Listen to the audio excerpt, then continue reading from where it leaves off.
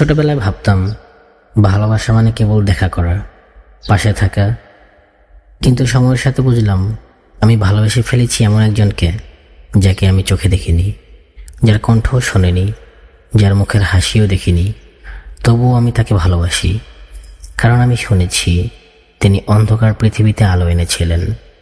তিনি কাঁদতেন এমন উম্মতের জন্য যাদের নামও জানতেন না, তবুও ভালোবাসতেন। আমি সেই অচেনা নামগুলোর একজন। আমি শুনেছি তিনি কাউকে গালি দেননি, কখনো জোর করে কিছু চাপিয়েও দেননি, বরং ভালোবাসা আর দোয়ায় জিতেছেন মানুষের হৃদয়ে। আজ আমার চারপাশে অনেক নাম, অনেক মানুষ, কিন্তু আমার হৃদয়ের নায়কের নাম একটাই, মুহাম্মদুর রাসূলুল্লাহ সাল্লাল্লাহু আলাইহি ওয়াসাল্লাম। আমি তাকে ভালোবাসি, কারণ আমি চাই আল্লাহ যেন আমাকে সেই উম্মতের তালিকায় রাখেন